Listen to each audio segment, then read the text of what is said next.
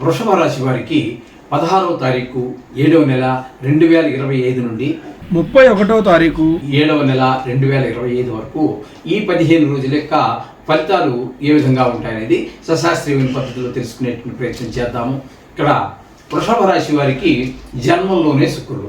జన్మంలో శుక్రుడు అంటే చాలా అది కూడా ఒక అదృష్టంగానే భావించాలి. అది కూడా నక్షత్రంలో ఉన్నారు కాబట్టి, అంటే దాన్ని ప్రస్తుతమే కానీ జన్మంలోనే ఉన్నారు కాబట్టి ఈయన శుక్ర భగవానుడు వీరికి అన్ని విధాలుగా ముందు శరీరం అంతా ఉల్లాసంగా, ఏ అనారోగ్యాలు లేకుండా ఉల్లాసంగా ఉత్సాహంగా ఉండగలుగుతారు.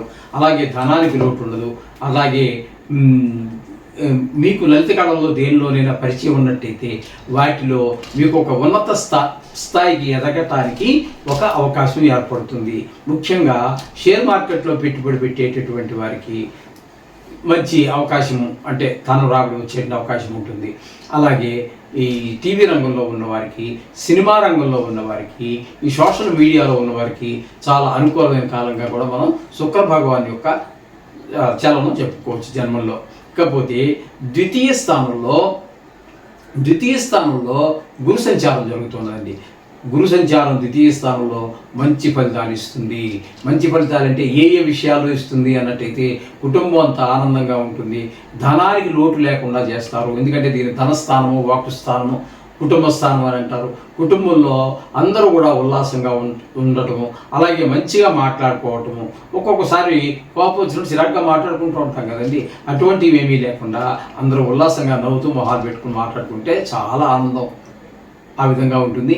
అలాగే ఇక్కడ గురువు మూలాన ఆదాయం విపరీతంగా పెరుగుతుంది.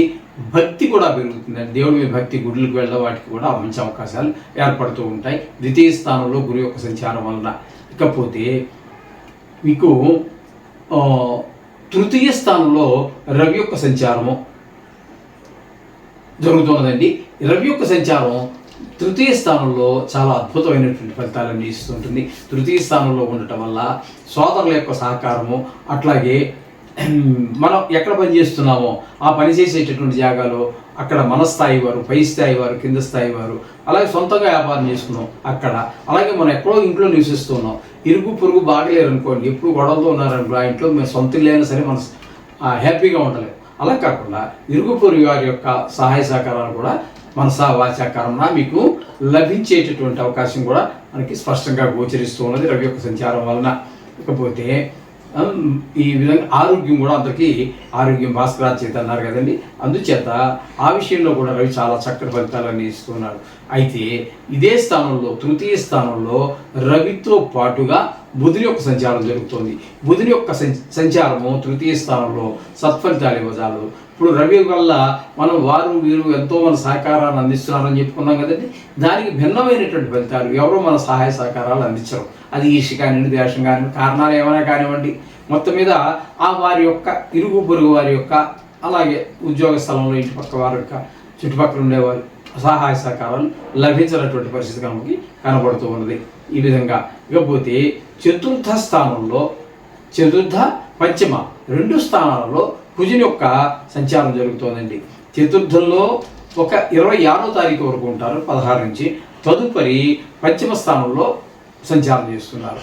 అయితే ఇక్కడ మనం చెప్పుకోవాల్సింది ఏంటంటే కుజుని యొక్క సంచారం చతుర్థ స్థానంలో కానీ, అటు కుజుని యొక్క అంటే అది పంచమ స్థానంలో సంచారం కానీ మనకి సుఫలితాలు ఇవ్వజాలి. మొత్తం మీద 16 రోజులు కూడా మనకి ప్రతికూలమైన ఫలితాలే ఉంటాయి, కానీ వాటిలో తేడా ఉంటుంది. 4వ స్థానంలో సంచారం చేసేటప్పుడు దాన్ని సుఖస్థానం అని అంటుంటాం కదండి. అలాగే మాతృస్థానం అని కూడా అంటుంటాం, విద్యాస్థానం అంటుంటాం. అలాగే విద్య విషయంలోనూ, భూమి విషయాల్లోనూ, గృహ విషయాల్లోనూ, వాహన విషయాల్లోనూ, తల్లిగారి విషయంలోనూ, మన స్వభావ విషయంలోనూ అన్నీ ప్రతికూలంగా ఉంటూ ఉంటాయి 4వ స్థానంలో. తదుపరి 5వ స్థానంలోకి వచ్చాక ముఖ్యంగా మన సంతానం మీద ప్రభావం చూపిస్తూ ఉంటారు ఆయన.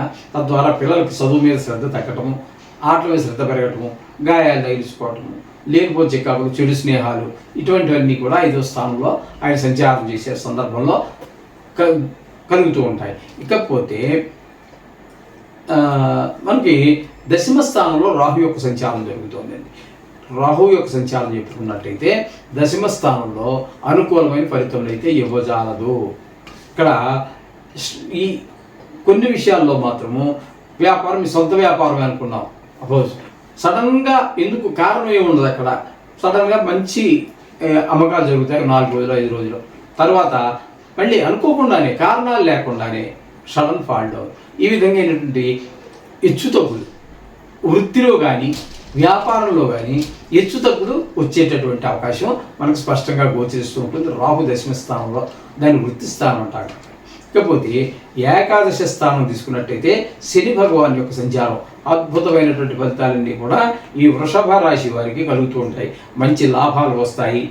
అలాగే గవర్నమెంట్ ఉద్యోగం కూడా ఇంక్రిమెంట్ కలవటమో ఏదో ఒక లాభం కలిగేటట్టుగా ఉంటుంది. అలాగే సోదరులు వాళ్ళందరూ కూడా మీకు అనుకూలంగా ప్రవర్తించటము ఈ విధంగా జరుగుతూ ఉంటుంది. ధనార్జన బాగుంటుంది, వ్యవహార శైలి బాగుంటుంది. ఇన్ని చక్కటి ఫలితాలన్నీ కూడా శని భగవానుడు మీకు ఈ వృషభ రాశి వారికి అందిస్తూ ఉన్నారు. అయితే కొన్ని గ్రహాలు ప్రతికూలత, కొన్ని గ్రహాల యొక్క అనుకూలత ఉండటం అనేటటువంటిది సర్వసహజము.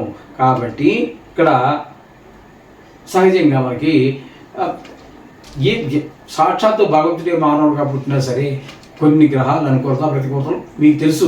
రామాయణం చదవండి, భారతం చదవండి, ఏం చూసినప్పటికీ కూడా ఈ విధమైనటువంటి బాధలు, కొన్ని అనుకూలతలు, కొన్ని ప్రతికూలతలు కూడా కనపడుతూ ఉంటాయి. తద్వారా ఇబ్బందులు ఉంటాయి. కాబట్టి మనం ప్రతినిత్యము మనం పూజ చేసుకునేటటువంటి పూజలో తప్పకుండా ఈ నవగ్రహ శ్లోకాలు చదువుకోండి, లేదా బీజాక్షరాలు చదువుకోండి, లేదా తత్సంబంధమైనటువంటి మీకు ఏది తెలిస్తే అది, లేదా సుందరకాండ పారాయణ, లేదా ఈశ్వరాభిషేకం చేసుకోండి. చాలా చక్కటి ఫలితాలన్నీ వస్తూ ఉంటాయి.